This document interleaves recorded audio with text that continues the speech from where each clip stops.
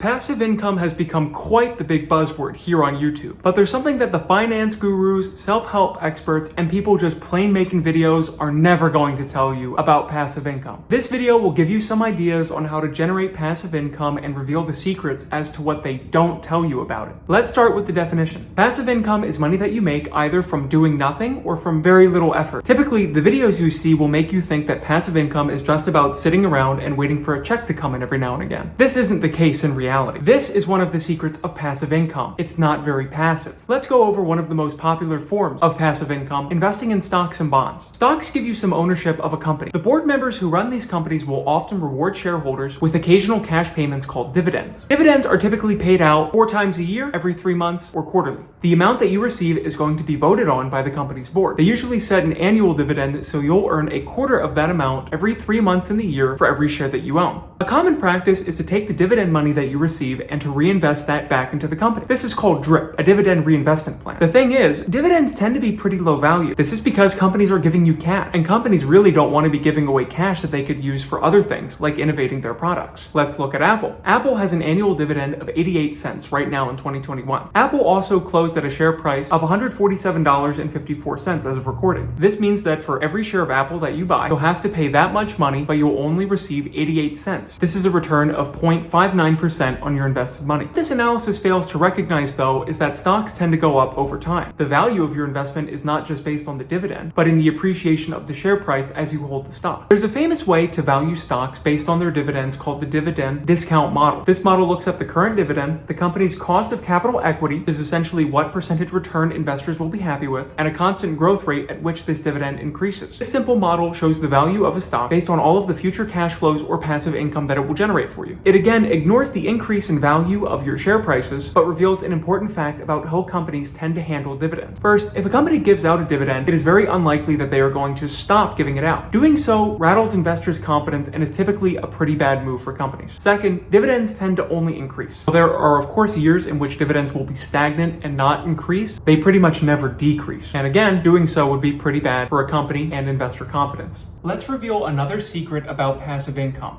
It requires a boatload of your money to make anything substantial. That's going to be much more money than the average person has. Continuing with the Apple example, if you can live off $60,000 a year, you would need to own 68,182 shares of Apple stock to receive $60K in dividends a year. At the last closing price of this video, that would cost you $10,059,545.46. When you have that kind of money, do you really need passive income? One thing that we all need, though, is to like this video. That way, more people can discover the truth about passive income. Also, make sure to subscribe and ring the bell to be notified when new videos come out every Friday. They'll help you live a life you love through personal finance and self-improvement. The most other common form of passive income is bonds. Bonds are essentially miniature loans that the government or corporations take from you. They'll pay you periodic interest for borrowing your money. This is called a coupon payment, and it typically happens semi-annually or twice a year. Bonds can also pay these coupon payments quarterly or just once a year, although twice a year is the most common. Bonds are going to offer you a higher rate of return in terms of passive income with their coupon payments compared to stock dividends. This is because bonds are typically less risky than stock. The additional risk you take from stocks, and thus the additional return you generate, is based upon the capital appreciation in the share price, rather than in the dividends that you receive from your stocks. In contrast, though, bonds never change their face value. This is essentially the initial amount that you lent out, usually $1,000 per bond. The coupon rate will be a percentage that tells you how much money you will receive in coupon payments every year. So, with a bond that has a face value of $1,000 and a 5% coupon rate, you'll get $50 every year. Once you purchase a bond, you're going to know exactly what your cash flows are going to be, at least in most circumstances, since we won't go into callable bonds. Bond prices also do fluctuate like stocks based on market conditions. However, we're going to ignore that for simplicity's sake. For your cash flows, you're going to get your coupon payments every year, plus the $1,000 face value that you paid at the start of the loan at the end of its maturity, which is essentially just the duration of that bond. Going back to our $60,000 a year example, let's say you can buy a bunch of $1,000 face value coupon bonds, and they'll have a coupon rate of 5%. Since they'll net you $50 a year each, you'd need 1,200 bonds to make $60,000 for the year. That'll cost you $1.2 million.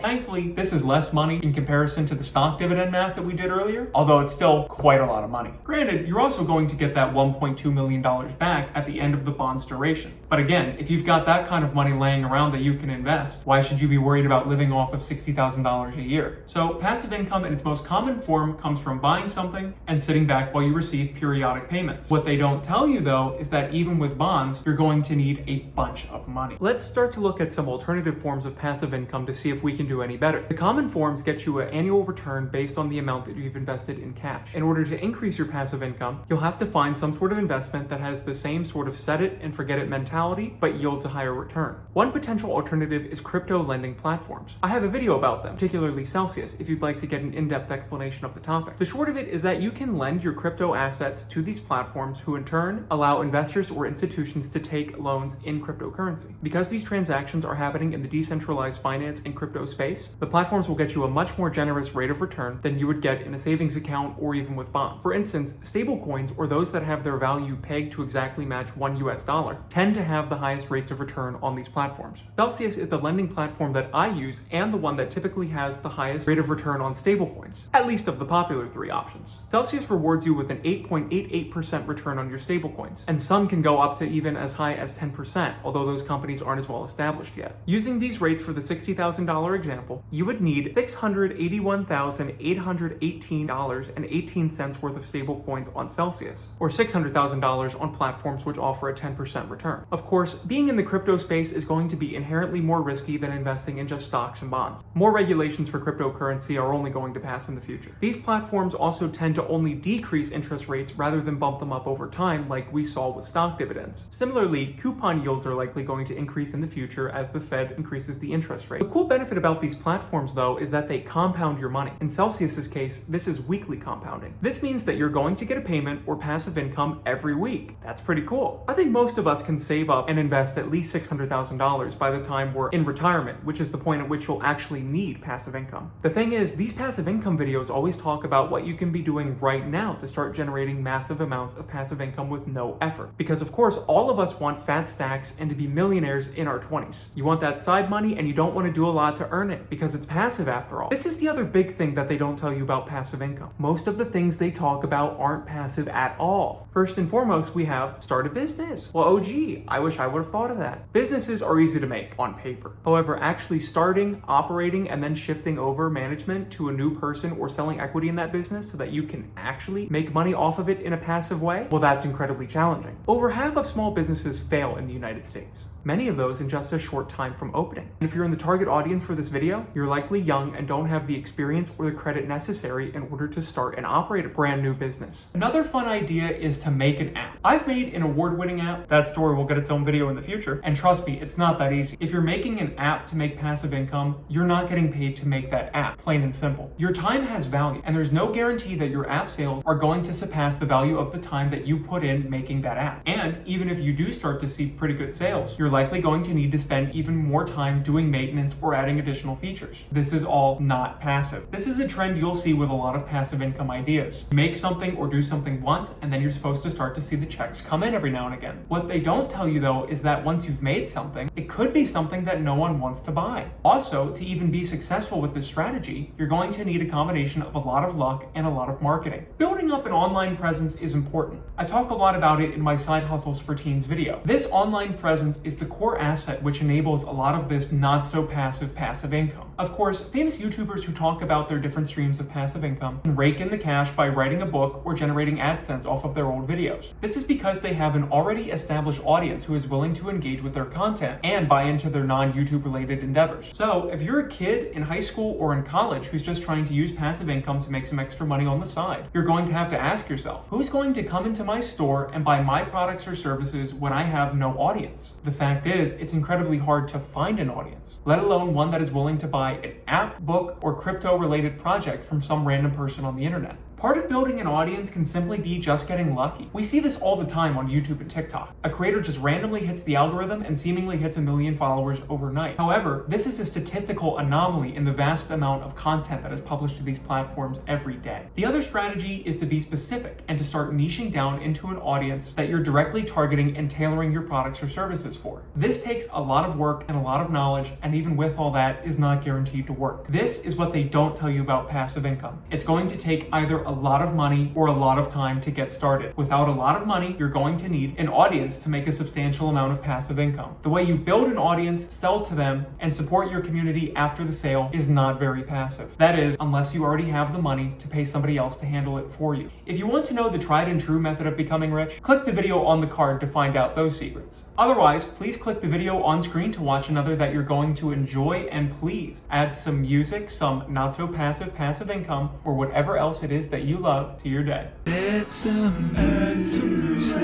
just add some